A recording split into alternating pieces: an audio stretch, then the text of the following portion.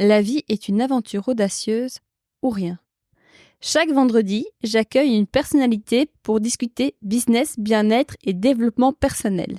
Dans un monde en perpétuelle évolution, les intervenants du podcast apportent de l'inspiration et de l'information sur des sujets tels que le wellness, la parentalité, la carrière, le sport, l'alimentation, la beauté, la santé. Je suis Chloé Genico, bienvenue dans Audace. Bonjour Barbara. Bonjour. Merci de me recevoir chez toi. Avec grand plaisir. C'est absolument sublime. C'est vraiment très, très beau. Ça me touche beaucoup, ça, parce qu'on y met beaucoup de cœur. Merci. Comment vas-tu? Comment te sens-tu? Super bien, un petit peu nerveuse quand même, parce que j'ai pas l'habitude de me livrer comme ça, on m'entend pas souvent. Mais je trouve l'exercice super chouette et j'espère que je serai à l'auteur, surtout. Oui. Alors là, ça, j'en ai aucun doute. Est-ce que je peux te demander, s'il te plaît, de commencer par te présenter? Oui. Alors, je suis Barbara Cox, j'ai 34 ans, j'ai 2 petits-enfants, Philippa et Henri, qui ont 6 et 4 ans.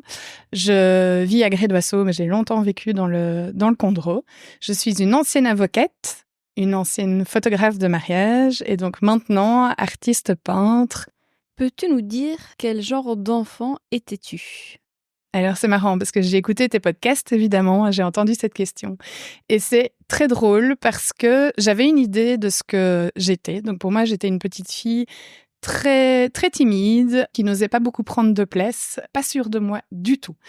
Et j'ai posé la question à ma maman parce que je me disais, cette facette-là résonne en moi, mais je suis pas sûre que c'était ça que je reflétais. Et ma maman m'a dit, pas du tout.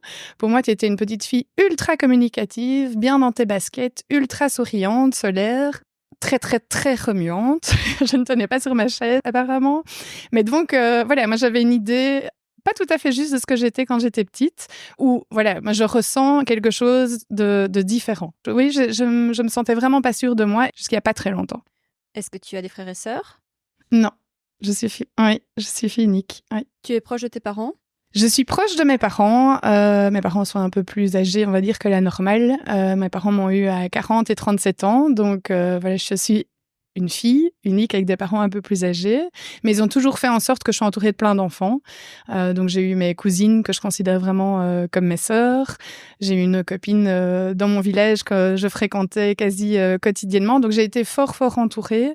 Mais à la maison, j'étais seule avec papa et maman, oui. Quel genre d'éducation as-tu reçu? Assez traditionnel et strict. Je pense que mes parents ne voulaient absolument pas que je sois la petite fille unique, justement. Donc, pas trop de cadeaux, surtout pas trop de cadeaux, pas trop gâtés. Et oui, il fallait que, et ça ma maman me l'a dit aussi, il fallait que je file droit, et j'ai filé droit. Elle m'a dit à l'adolescence, ils ont eu un peu plus de fil à retordre. J'ai commencé à me dire flûte. Non, pas de bêtises. J'ai jamais fait de bêtises. Ça, encore maintenant, je file droit. Mais oui, je montrais un petit peu plus mon caractère. Cette époque-là, j'ai eu mon premier petit copain.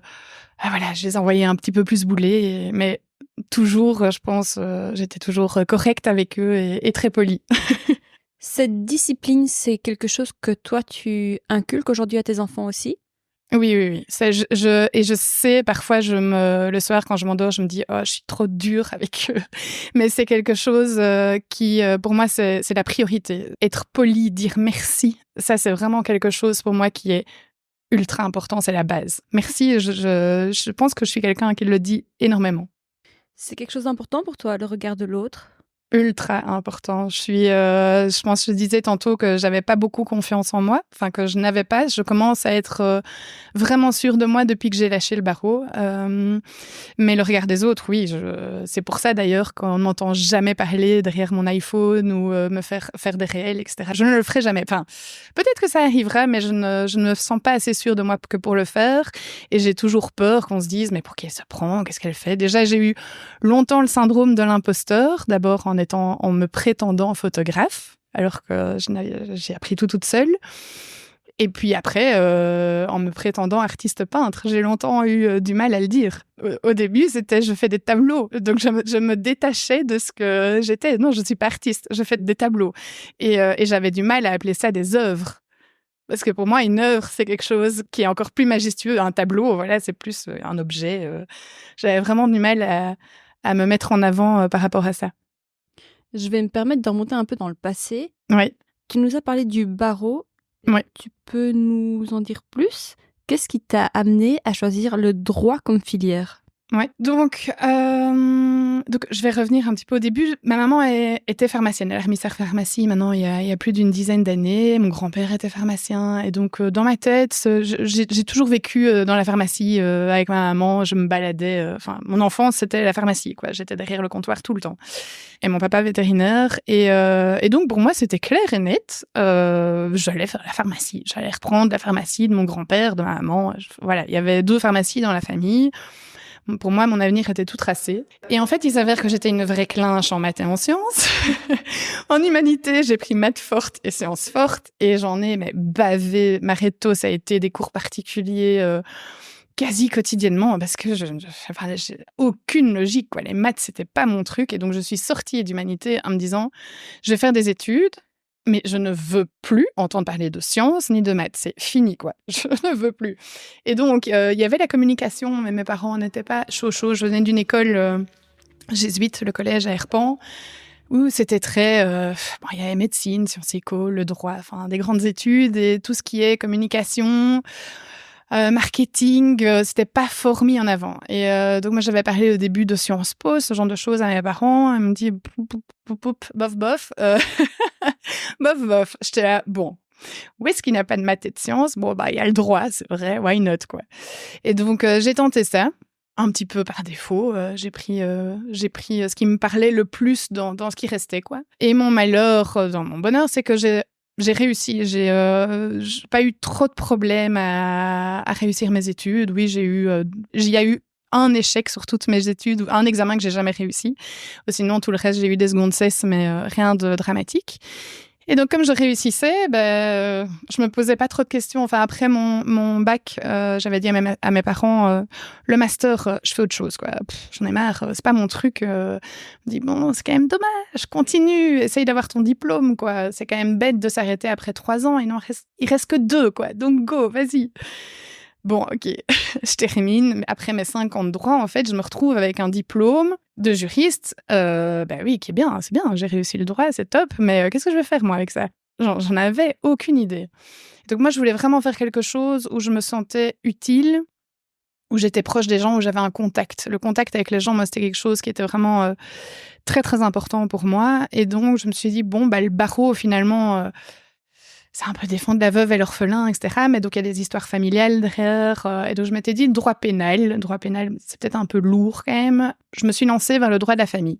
Je me suis dit, droit de la famille, j'aurais peut-être une oreille psy de temps en temps par rapport à certaines femmes qui viennent nous trouver, qui sont dans des situations difficiles, etc.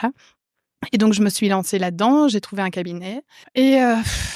J'étais très, très partagée. J'aimais beaucoup le côté, justement, psy, où j'avais le contact proche, j'entendais des histoires. J'étais au cœur du réacteur de leur famille, souvent. J'étais dans leur petit papier. Je recevais les SMS qui s'échangeaient. C'était parfois très...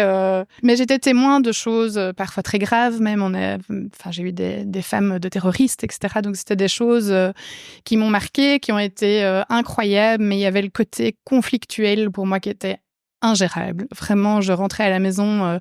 En fait, le barreau, c'est parfois se battre contre les juges, contre ses clients eux-mêmes, parce qu'il faut parfois leur dire, non, en fait, là, vous n'êtes pas dans la bonne voie. Si on demande ce que vous me demandez là, on va droit dans le mur. Et c'est pas vous rendre service. Et donc, c'est tout le temps en train de se justifier et de se battre. Et moi, qui n'avais pas confiance en moi à cette époque-là, aller plaider, c'était un exercice. J'étais fière de moi quand je sortais de là. C'était vraiment des victoires de dingue.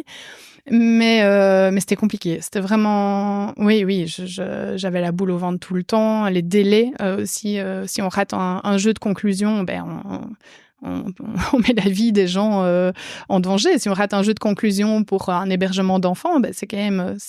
c'est pas rien, quand même. Et donc, c'était beaucoup de pression. Je pense pas que j'étais mauvaise. J'étais hyper consciencieuse. Je suis très dure avec moi-même. Donc, je pense que j'ai fait tout ce que je pouvais pour être bonne dans ce que je faisais, mais ça me convenait pas du tout. J'étais pas heureuse quand on partait en vacances avec mon mari. Le dimanche soir, je pleurais toutes les larmes de mon corps parce que je devais retourner au barreau. C'était vraiment contre ma nature. Et maintenant, quand j'y repense, je me demande même comment j'ai fait pour étudier le droit. je sais pas. Maintenant, tout ce qui est... J'ai développé une espèce de phobie administrative. D'ailleurs, tout ce qui est paperasse maintenant, c'est mon mari qui gère. Je vois un papier ou une facture arriver, ça me donne des petits boutons. À l'époque, vous étiez déjà ensemble ? Oui, ça fait... on s'est mariés au milieu du barreau, oui. Ça fait 16 ans que je suis avec Mathieu, oui. Et lui, il est aussi dans le domaine du droit ? Non, et dans la finance, ouais, rien à voir. Comment as-tu eu ce déclic pour dire « j'arrête » ? Je ne savais pas du tout, j'avais pas une passion à proprement parler à ce moment-là. Je savais juste que c'était pas mon truc et j'attendais un petit peu de me dire... J'étais passionnée par la mode, je rêvais de travailler, même en tant qu'RH, genre chez Delvaux, quoi. Ça, c'était vraiment quelque chose qui me faisait rêver. Mais bon, avec mon diplôme de droit spécialisé en droit de la famille, j'avais beau postuler, on me répondait même pas. Enfin, personne ne me voulait. Et donc, à un moment donné, ma maman a eu des gros problèmes de santé. C'était pas facile à gérer. On était à Bruxelles. Mes parents étaient toujours dans le Condro. Et je me sentais quand même vraiment loin d'eux. Et à un moment donné, ça a été plus compliqué pour ma maman. Et j'étais derrière mon ordinateur et je me suis dit, mais qu'est-ce que je fous là ? En fait, mes parents ont besoin de moi pour le moment et c'est plus possible. En fait, je suis pas heureuse, donc basta. Et donc, je me souviens que j'ai téléphoné à mon papa. Et à ce moment-là, j'ai toujours adoré l'image. Depuis que j'ai 13 ans, j'ai un appareil photo de bonne qualité. Et donc, tout d'un coup, je me suis dit, OK, papa, aide-moi à m'acheter un appareil photo. Je vais suivre 2-3 cours et go, quoi. Bon, on verra ce que ça va donner. Et donc... Bon, il voyait bien que ça n'allait pas. Et j'avoue qu'avec le recul, je me suis dit, ouais, je suis étonnée qu'ils m'aient fait confiance à ce point-là parce que, ils m'ont toujours poussée à aller au bout de ce que je faisais, etc. Et je me souviens qu'il y avait eu un grand blanc au téléphone. Je me suis dit, ouh. Et puis il a dit, OK. J'étais là, wow. Top. Et le lendemain, j'ai démissionné. J'ai attendu d'avoir mon petit papier. Donc, au barreau, on fait 3 ans de stage. Donc, j'avais fait mes 5 ans d'études. J'ai attendu d'avoir fini mes 3 ans de stage. Ça faisait quand même 8 ans. Et le jour où j'ai reçu mon petit papier disant que j'étais avocate à vie, j'ai été toquée à la porte de mon boss et j'ai dit merci, mais c'est fini.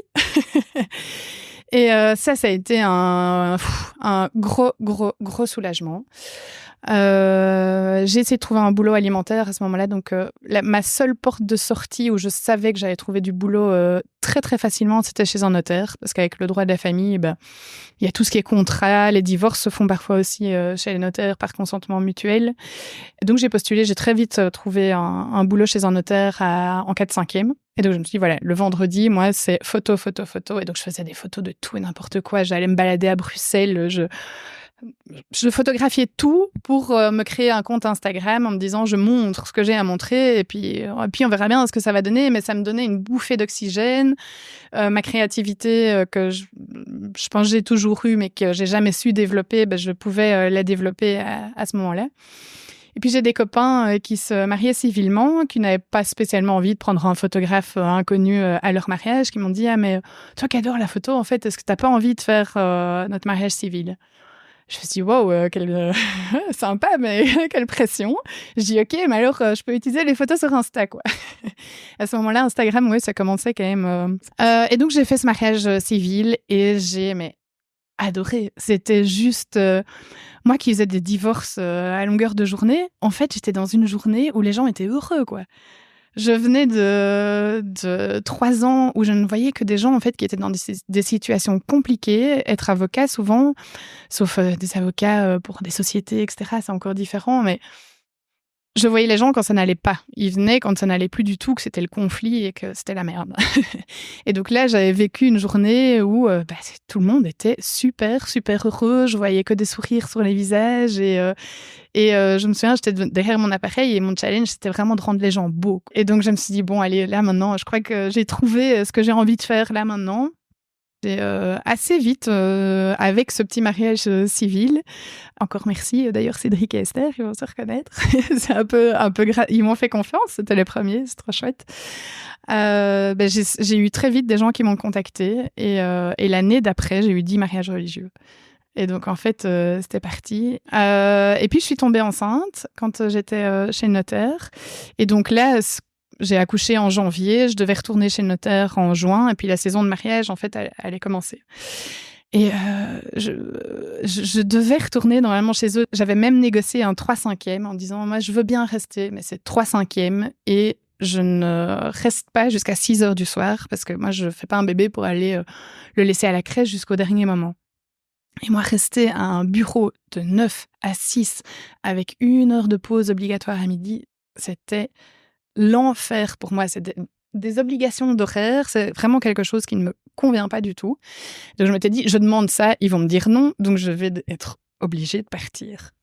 J'attendais qu'une chose, c'est qu'ils me disent non, en fait. Et ils m'ont dit oui. J'étais, ah merde. Bon, ben ok, oui.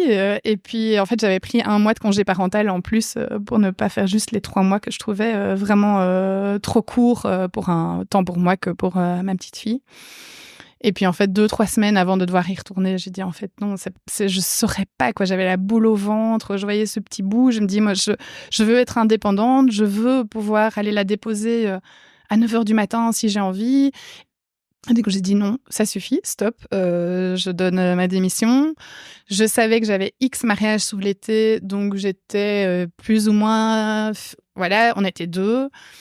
Et du coup, j'ai dit pas de crèche jusqu'aux 9 mois de ma fille, c'est moi qui gère. Et puis en fait, malheureusement, elle est rentrée à 9 mois et puis elle a fait tous les microbes possibles et inimaginables pendant 3 mois. Elle a peut-être fait la moitié de crèche, quoi. Donc elle était 1 semaine à la maison, 1 semaine à la crèche.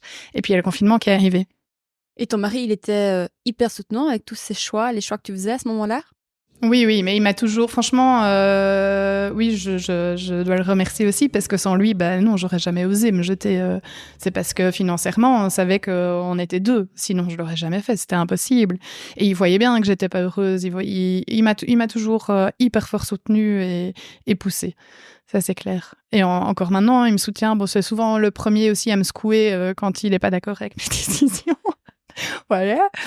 Non, il m'a toujours soutenue, comme moi je le soutiens aussi professionnellement. Là, pour le moment, il fait des allers-retours 3 fois semaine aux Pays-Bas. Et donc, évidemment, aussi, si moi, je n'avais pas le boulot d'indépendante que j'ai, c'était pas possible non plus pour lui. Et c'est une décision qu'on a prise à 2 parce que pour lui, c'est aussi un méga boom au niveau professionnel. C'est des belles responsabilités. C'est un challenge de faire ça dans une langue qui n'est pas sa langue maternelle. Et on l'a décidé à 2 et on est content de l'avoir fait. Bon, c'est pas facile tous les jours parce que ça veut dire que 3 fois semaine ou 2 à 3 fois semaine, le matin et le soir, c'est moi qui gère seule. Mais voilà, on voit pas notre vie professionnelle comme une vie plan-plan. Moi, je vis de projets et parfois je me plains parce que j'ai trop. Mais alors quand j'ai une semaine où j'ai pas assez, je me cherche quelque chose d'autre. Donc, on revient à cette période du Covid et avec ta fille qui est en crèche. Oui, qui est en crèche. Donc, en fait, on était à Bruxelles en appartement. Elle était en crèche. Donc, je faisais ma première saison de mariage. Ça fonctionnait super bien. J'avais déjà l'année d'après, parce qu'en fait, être photographe de mariage, c'est être booké 1 an à l'avance. Et donc, en fait, ça, financièrement, c'était pas mal parce que je savais quasi 1 an à l'avance que j'étais viable l'année d'après. Donc, ça, c'était hyper rassurant. Donc ça, c'était top. Et donc, en fait, on voit que on se dit, bon, on est heureux à Bruxelles, on adore, mais on vient tous les 2 de la campagne, on a tous les 2 grandi avec un grand jardin. Donc Mathieu n'était pas tout à fait aligné comme moi sur la chose, mais moi, je commençais à regarder un petit peu à gauche et à droite ce qu'il y avait en dehors de Bruxelles. Et donc, en fait, on a vu cette maison ici. Je dis, en fait...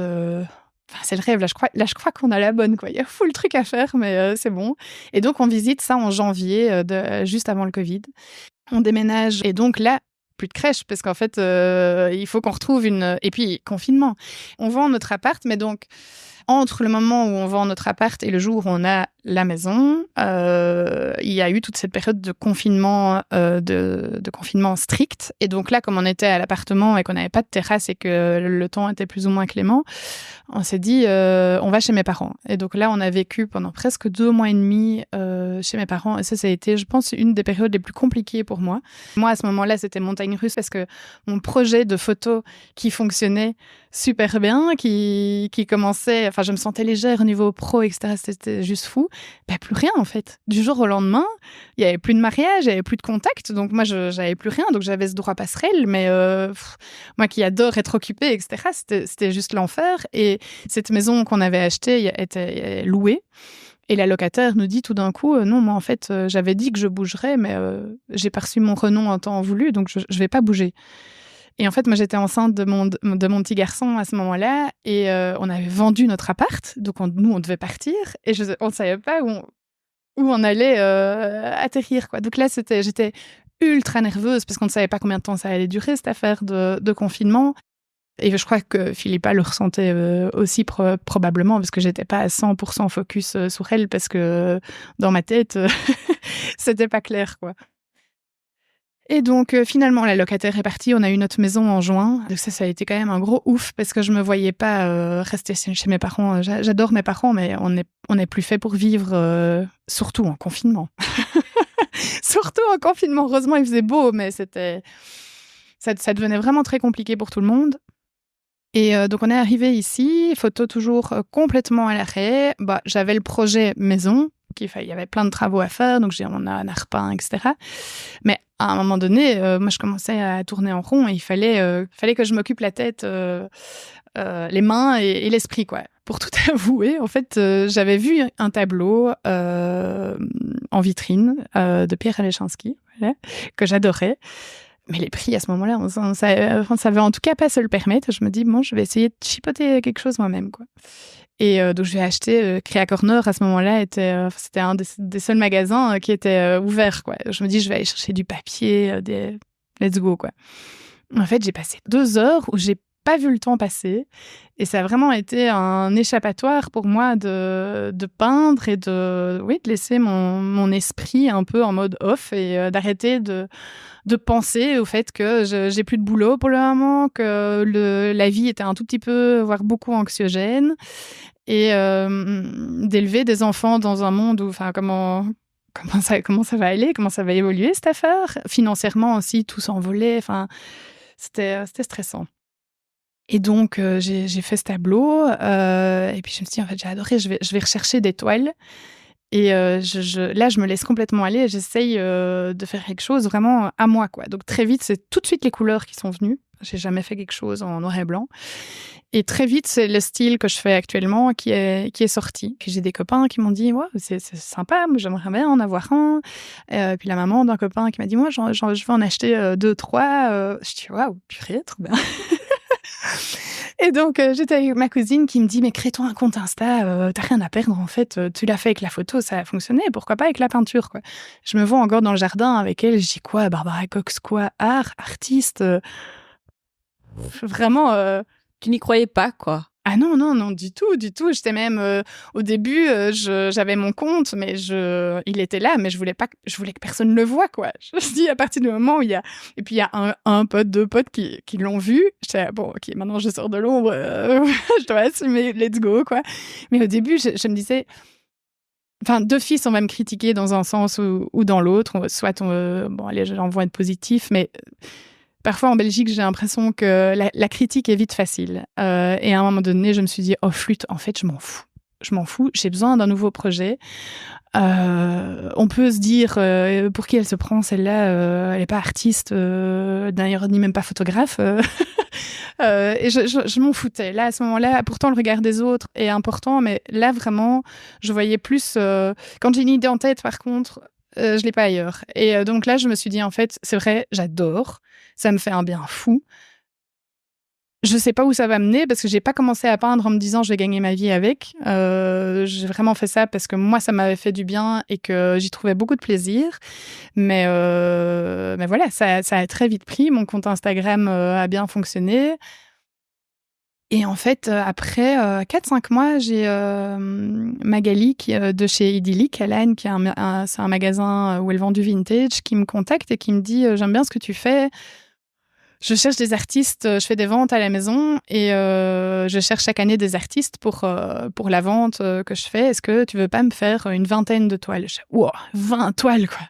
20 toiles. » Mais financièrement, même acheter la matière, etc. À ce moment-là, on venait d'acheter la maison et c'était pas prévu que je ne travaille plus et que j'ai juste droit au droit passerelle. Donc, je me dis, bon, 20 toiles, et mes parents me disent, allez, vas-y, go, t'as pas grand-chose à perdre. Au pire, tu les accrocheras chez toi, les toiles. Ouais, c'est vrai. Allez, go. Et puis là, c'était la question de à quel prix je vais fixer ça, parce que c'est très, très compliqué quand tu fais quelque chose toi-même. Au début, je calculais ce que ça me coûtait et puis je rajoutais 50 € en plus, histoire de me dire, bon, voilà, et puis c'est bien, quoi. Donc, elle m'a dit, voilà, c'est tel prix, tel prix. Et puis, en fait, à la vente, on en a vendu quand même pas mal. Et là, je me suis dit, là, c'est vraiment, je me suis dit, go, j'y vais, quoi. J'y vais à fond. Et puis là, j'ai des commandes qui ont commencé à arriver. Mais via Instagram ou via un e-shop ou autre? Instagram, via Insta. Non, Instagram, c'est un outil, mais juste de fou. Moi, quand j'ai des copines qui me disent j'aimerais bien me lancer, etc. Mais moi, la première chose, c'est Instagram. Bon, j'avais de la chance d'avoir fait la photo avant, donc j'aime bien. Oui, tu as une appétence pour le beau, pour le design, pour la communication. Oui, c'est ça. Oui. En fait, j'adore ça. Je dirais bien que j'adore peindre. Mais j'adore tout ce qu'il y a derrière aussi, le vendre, le mettre en avant. J'adore aller au vernissage, rencontrer les gens, parler.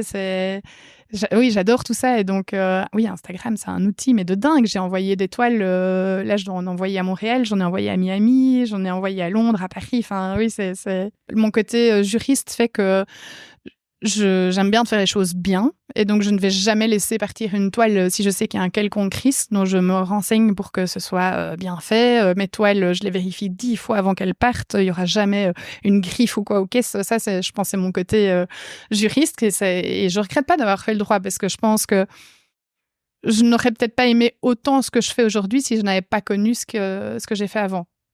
J'ai été tellement pas heureuse dans ce que je faisais avant que maintenant je savoure, et je m'estime hyper chanceuse de faire ce que je fais. Et j'ai une peur bleue que ça s'arrête. Parce qu'en fait, j'ai connu le fait que la photo s'arrête du jour au lendemain. La peinture qui est arrivée très vite, quasi en 2 mois de temps, ça a été lancé. Et donc j'ai très peur que ça s'arrête. Quel conseil tu donnerais à quelqu'un qui hésite à se lancer? Ne surtout pas hésiter, de pas trop réfléchir. Faire. Moi, je suis quelqu'un qui agit et je réfléchis après. C'est pas toujours bien. Mais moi, non, quand j'ai une idée en tête, c'est go, quoi. On y va, et je réfléchis après. Et oui, évidemment, on va rencontrer des petits problèmes, etc. Mais on les solutionne. Il faut pas envisager tous les problèmes qui vont arriver à l'avance. Et parce que peut-être, en fait, si tu n'oses pas, tu sais pas si ça va aller ou pas. Il faut oser. Il faut oser, et surtout être libre. Être libre, je pense que se dire que aujourd'hui on a de la chance, on vit dans un monde hyper connecté, et on n'est pas obligé de rester dans quelque chose qui nous convient pas. Aujourd'hui, c'est fini de rester toute sa vie dans le même boulot. Comment définis-tu la liberté? La liberté, moi, c'est surtout ma liberté au niveau de mes horaires. Ça, c'est quelque chose... ma seule autorité, finalement, c'est ma créativité et mon imagination. Et mes enfants. Voilà, ça, mes enfants, ça, c'est évidemment ma priorité.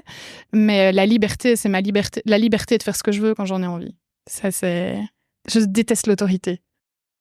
Penses-tu que ce rejet de l'autorité dont tu nous parles, ça peut être lié à ton enfance ou l'éducation que tu as reçue, l'éducation si stricte que tu as reçue étant enfant?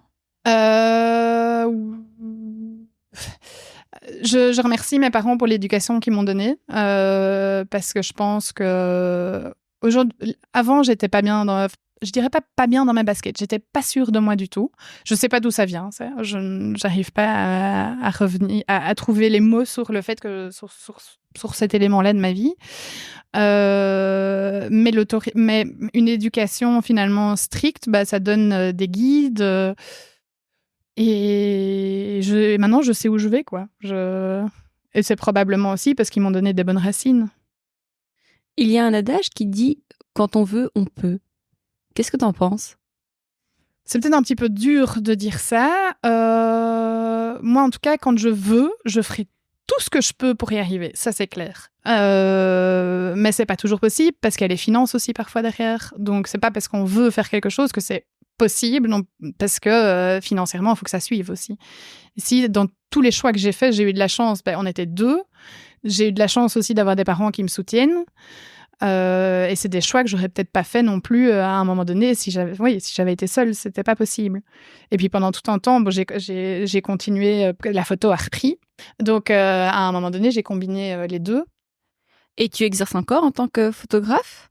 Non, ça fait 1 an que j'ai complètement arrêté et j'ai même dû... là, en fait, j'ai eu donc il y a mon petit garçon qui est né et j'ai fait une saison de mariage où Philippa avait 2 ans et Henri venait de naître.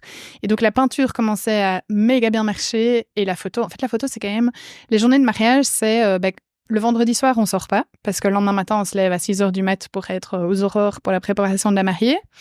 On fait toute une journée debout où on doit être au taquet. On court, on doit être souriant, on doit booster les gens pour que ce soit... on se donne énormément. C'est un métier qui est incroyable et qui est très, très physique. Et on rentre parfois à 1h du mat.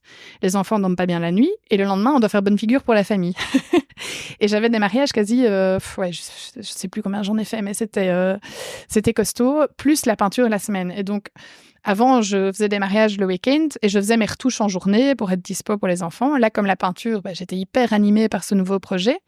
Je peignais en journée et donc je faisais mes retouches le soir quand les enfants dormaient. Et donc, à un moment donné, c'était... j'ai eu un moment où j'ai presque envoyé tout bouler parce que ça devenait trop.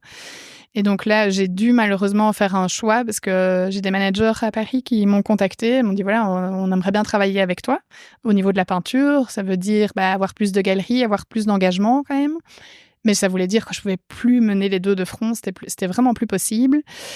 Et donc là, j'ai dû prendre la décision d'annuler des mariages pour lesquels je m'étais engagée. Et ça a été horrible parce que je savais que ma réputation allait en prendre un coup. Voilà, j'ai pas laissé les gens en plan comme ça. J'avais à chaque fois 3 ou 4 photographes à leur proposer en backup et des photographes dans lesquels j'avais entière confiance. Mais c'était détruire tout le projet que j'avais mené avant et que j'avais construit et qui commençait à fonctionner tout seul de bouche à oreille. Donc ça a été une décision compliquée. Mes parents de nouveau étaient là, mais tu vas quand même pas lâcher la photo.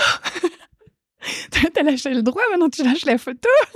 Mais non, garde-le. Et donc, pendant 1 an, j'ai gardé mes appareils photo. J'avais gardé tout mon matériel au cas où. Et puis en fait, là, j'ai gardé un appareil pour moi, mais j'ai tout revendu il y a 6 mois. C'était dans mon grenier, ça ne... Et je suis pas... au début, quand j'ai dû annuler les mariages, j'avais vraiment un gros pincement au cœur. J'avais pas envie de décevoir les gens. Je savais que ça allait tourner dans le monde du mariage. J'ai rien... Ça m'est pas revenu, mais je me doute bien que mon nom a dû en prendre un coup et c'était pas gai. Et puis lâcher les gens qui m'avaient fait confiance, quoi. Ça, c'était dur, mais voilà, je savais, j'étais sûre de mon choix et voilà. Maintenant, c'est peinture, full. Qu'est-ce qui est le plus rentable, la photo ou la peinture ? La peinture. Oui. Comment tes managers t'ont approché ? Donc c'est Instagram. En fait, pour être tout à fait honnête, je suivais un artiste et puis je voyais cet artiste entouré de 2 nanas à Paris. Je me dis, tiens, c'est bizarre. Peut-être qu'il y en a une, c'est sa femme, mais pas les 2. Et donc, j'ai cliqué. Enfin, il y avait des identifications et je suis tombée sur la page de Biou. Ça s'appelle Biou. Elles sont à Paris. Et donc, comme tu l'as dit, je connaissais rien du tout dans le milieu de l'art. Moi, je débarquais. Oui, mais certes, mes parents m'ont toujours trimballée dans les galeries quand j'étais petite, à Knock, etc. Donc, j'avais un œil, je pense, averti à tout ça. Mais je ne savais pas comment ça fonctionnait. Et donc, je les ai contactées en disant, tiens, c'est quoi votre métier, en fait ? Et en fait, elle m'a répondu, on est agent d'artiste. Si tu veux, on s'appelle demain. Et elle m'a appelée, elle m'a dit en fait on adore ce que tu fais, on connaissait pas mais on trouve ça dingue, est-ce que tu veux bien faire un call? Donc elles étaient 2 à l'époque, maintenant elles sont 3 parce qu'il y en a une qui est basée à Washington. Et donc voilà, elles m'ont expliqué leur travail, je dis ok, let's go. Pour moi c'était une grosse étape parce que ça voulait dire quand même ne plus tout à fait être libre parce que elles sont là derrière, mais en fait finalement les décisions c'est quand même moi qui les prends, elles sont là pour m'aider, pour m'aiguiller, pour m'ouvrir des portes dans des galeries peut-être dans lesquelles je ne serais jamais arrivée. Donc ça, je suis très reconnaissante pour ça. Et puis c'est surtout avoir une équipe parce que le métier d'artiste, ça c'était peut-être ma plus grosse crainte quand j'ai arrêté la photo, c'est que je suis seule en fait ici. Parfois je me dis j'irais bien dans un endroit où il y a plusieurs artistes, mais je suis tellement bien ici, la nature est juste dingue. Quand j'ai envie d'aller courir, je mets mes baskets et je suis dans les bois. avec les enfants, c'est hyper facile. Je reçois les gens à la maison. Donc, c'est perdre ma liberté, mais parfois, c'est vrai que c'est un métier très, très solitaire. Donc, c'est quand même gai pour moi d'avoir ces filles qui sont là derrière moi pour discuter, vraiment parfois pour discuter de tout et de rien. Et puis maintenant, je suis contactée de plus en plus par des marques pour faire des collaborations. Et donc, tout ça, c'est elle qui gère tout ce qui est contrat, etc. Travailler avec d'autres, évidemment, c'est accepter de financièrement avoir un petit peu moins. Mais je suis très contente d'être entourée, d'avoir plusieurs cerveaux sur certaines réflexions. En fait, oui, et dans mon métier, je pense qu'il y a vraiment le côté marketing est super important, l'image est très importante. Enfin, elles ont travaillé dans le milieu du luxe, etc. Donc, elles ont un œil souvent juste sur la chose. Donc, chaque œuvre est bien unique. Oui. Et finalement, tu peux nous dire comment tu es arrivée à définir un prix? Donc, j'ai d'abord fait... Le premier step, c'était avec Magali de chez Idyllic. Et puis, en fait, ce prix était fixé et puis j'ai été vite débordée. J'étais tout le temps en train... Ma maison, c'est rare quand il y a beaucoup de toiles à la maison. Et donc, j'avais jamais de stock. Et donc, c'est mon mari qui m'a dit, écoute, pas de stock, on augmente les prix. Et donc, j'ai augmenté une première fois les prix. Quand je suis arrivée à Knock, j'ai augmenté parce que, à Knock, c'est quand même des prix qui sont quand même plus ou moins élevés. Donc, à ce moment-là, j'ai toute seule un peu augmenté la fourchette. Et puis, quand mes managers sont arrivés, là, je pense qu'on a presque doublé. Et depuis, on a encore doublé. Donc, ça fait tous les 6 mois, il y a une augmentation. Mais les prix, ils ont été augmentés parce que je ne savais plus suivre le rythme. Et donc là, je commence à avoir un rythme, on va dire, décent. On l'a déjà évoqué et on revient dessus, mais un peu ce syndrome de l'imposteur.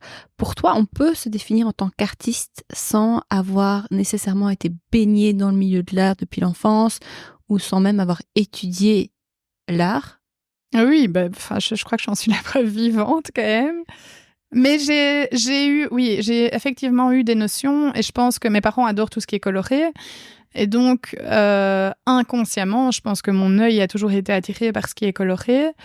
C'est un peu compliqué à dire parce que je pense qu'on est artiste ou on ne l'est pas. Je pense que j'avais ça en moi depuis longtemps. Et d'ailleurs, c'est marrant parce que ma maman m'a ressorti un dessin de quand j'étais petite. Et donc, j'ai une série de toiles maintenant que j'ai appelée Jungle. Mais sans le savoir, maman a retrouvé un dessin de quand j'étais petite qui est ultra coloré. Et je l'avais appelé La Jungle. Mais c'est dingue! Ouais, c'est dingue.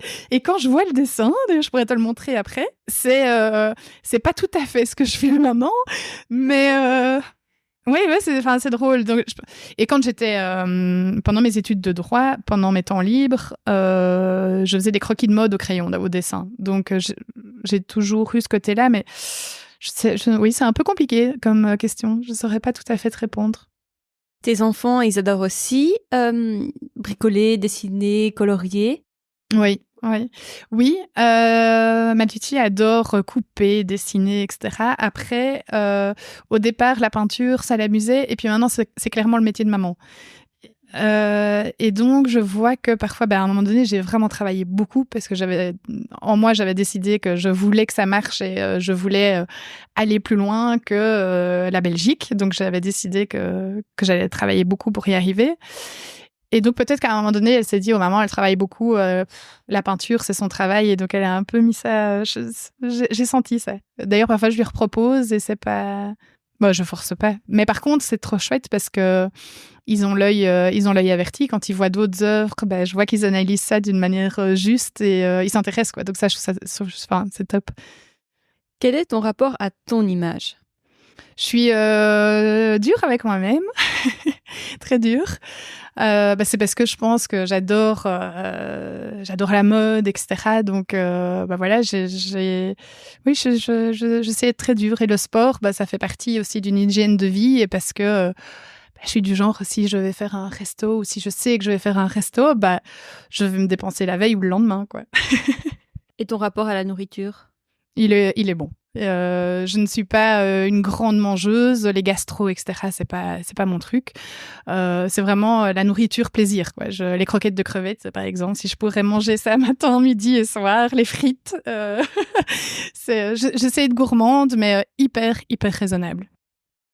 Est-ce que tu as un rituel beauté que tu voudrais nous partager ? Pas spécialement. Non, franchement, pas spécialement. Par contre, j'adore m'habiller. Et je me rends compte parfois quand je reste à l'atelier pendant une journée et que je suis habillée cracra du matin au soir, je suis pas spécialement bien dans mes baskets et je suis pas tout à fait fière de moi. Et j'essaye de faire toujours, par exemple quand je vais chercher les enfants, je fais toujours un effort. Et je trouve que ça fait partie, bien s'habiller, ça fait partie... c'est un moyen d'exprimer sa créativité aussi, de montrer qui on est, de se respecter, je trouve, et de respecter les autres. Qu'est-ce qui te fait te sentir épanouie ? Ma famille. Je pense que ça, c'est mon socle. Et très petite, je savais que je voulais créer une famille et que je voulais trouver mon mari jeune. J'étais pas du genre à me dire je vais avoir un copain puis l'autre et puis non, ma famille c'est mon socle, ça c'est clair et net. Et puis mon travail, le boulot finalement c'est quand même la majorité de notre temps et clairement je suis épanouie par ce que je fais et parce que ça fonctionne. J'ai de la chance que ça fonctionne, mais je suis aujourd'hui je peux dire que je suis fière de ce que j'ai fait, que je me sens super bien dans mes baskets, que je suis heureuse dans ma famille et dans mon travail. Alors, les enfants, on les aime de tout notre cœur. S'ils pouvaient dormir un peu plus, ce serait juste parfait. Là, c'est juste... c'est pas tout à fait ce que j'imaginais. Ça a été une torture pendant... Et encore là, maintenant, c'est pas... Ah ouais, le sommeil. D'ailleurs, on voulait 3 enfants et on n'a pas clôturé le débat tout à fait, mais c'est costaud, c'est vraiment. Et on a de la chance parce que Mathieu et moi, je pense qu'on a un couple hyper solide et on a toujours mis peut-être un peu certaines choses de côté pour ne pas se disputer à certains moments parce que le manque de sommeil, c'est quelque chose. Hein. Je pense qu'à un moment donné, on doit pas mettre son couple de côté, mais se dire qu'il y a des priorités à un moment de notre vie où, on doit faire un effort parce que sinon, oui, on se bouffe le nez, quoi. Pour toi, devenir mère, c'était une évidence. Oui. Mais malgré tout, est-ce que tu penses que tu as un peu fantasmé cette maternité, cette matrescence ?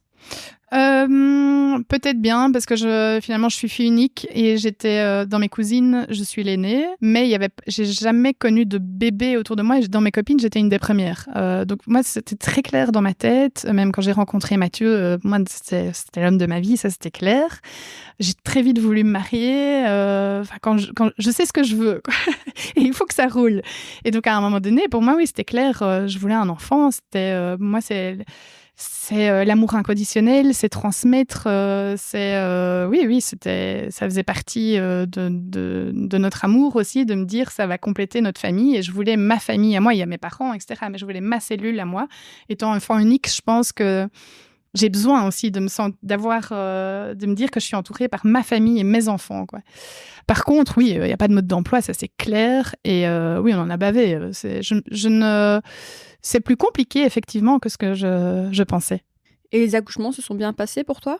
Nickel. Tu n'avais pas l'impression de ne pas être assez informée ? Non. Maintenant, j'adore écouter des podcasts de Bliss. C'est juste fou. Et non, j'étais pas... Après, c'est peut-être pas plus mal parce que j'ai vécu une grossesse... c'était pas le top. J'ai eu plein de petits bobos, etc. Mais rien de grave. Mais je suis quelqu'un de très, très angoissé au niveau de la santé, etc. On peut dire... je l'assume complètement. Je suis hypocondriaque. Donc, c'est peut-être pas plus mal que j'ai pas entendu tout ça avant parce que j'ai vécu une grossesse mentalement hyper sereine. Et l'accouchement, je suis arrivée, mais giga sereine. J'avais juste envie que ce bébé sorte et de le rencontrer. J'étais pas stressée du tout, quoi. Aujourd'hui, je pense que si je devais retomber enceinte, je le vivrais vraiment autrement parce que on a entendu, on grandit, on entend des histoires qui sont parfois un peu moins drôles. Et parce que depuis que je suis maman, oui, la santé j'ai eu, je pense que c'est la fatigue aussi qui doit jouer, mais je vais pas dire des crises d'angoisse, mais des moments d'angoisse très très forts. J'ai même dû aller faire de l'hypnose pour apprendre à gérer ça, parce que en fait, je pense que je peux dire que je suis une amoureuse de la vie et donc j'ai peur de la maladie. J'ai peur de perdre tout ce que j'ai maintenant. Et donc c'est vraiment la maladie, c'est quelque chose qu'on ne sait pas gérer et qui me fait peur pour mes proches, et même pour moi. Qu'est-ce qui a été particulièrement difficile pour toi ou pour vous? Oui, comme j'ai dit, le sommeil. Pour moi, c'est le sommeil et la gestion, la patience que je dois. Mes enfants m'ont appris quand même à gérer ça parce que, comme je l'ai dit, je ne suis pas patiente du tout. Et ça, ils m'apprennent que c'est comme ça et pas autrement. Et puis la gestion des émotions, surtout de notre fille, ça c'est pas facile tous les jours. C'est pas facile. Ce sont des petits êtres à part entière qui ne sont pas nous. Il faut apprendre à le respecter. Et ça, je pense qu'à un moment donné, j'ai eu du mal à me dire, oui, voilà, on est différents. C'est pas un petit moi ou un petit Mathieu. C'est des petits êtres différents qu'il faut élever. Il faut les respecter eux aussi. Et c'est pas tous les jours facile. Et je crois qu'on n'a pas fini. Aurais-tu un conseil à nous donner, à nous partager concernant l'équilibre vie pro, vie perso? S'écouter. Je pense qu'il faut jamais aller trop loin dans la fatigue, dans un métier qui ne nous convient pas, parce que je pense que si on n'est pas heureux soi-même, c'est compliqué de faire en sorte que ses enfants soient heureux. Et donc, après, c'est peut-être facile à dire pour moi parce que ça fonctionne, mais il faut vraiment suivre son cœur. Il faut s'écouter. C'est donc possible d'être à la fois épanouie dans son travail et également être une maman épanouie? Oui, et il faut bien s'entourer. À un moment donné, on a une nounou quasi full-time à la maison parce que moi, je savais pas gérer tout toute seule. Et ça a été, c'était pas facile parce que je suis du genre à essayer de gérer tout toute seule ou de pas trop déléguer. Mais c'était obligatoire, passage obligé. La charge mentale, elle existe pour toi? Oui. Oui. Oui, clairement. Parfois, c'est vrai que... après, j'ai vraiment pas à me plaindre. J'ai un mari qui s'occupe vraiment, vraiment beaucoup des enfants. Mais est-ce que savoir si le frigo est rempli, si les lessives sont faites, s'il y a assez de chaussettes, s'il faut pas aller acheter un manteau ou quoi aux caisses, oui. Mais bon, voilà.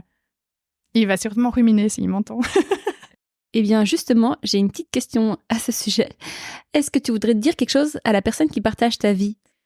Que je l'aime de tout mon cœur et que j'espère qu'on va passer encore des nombreuses années et plein de projets comme on l'a déjà fait.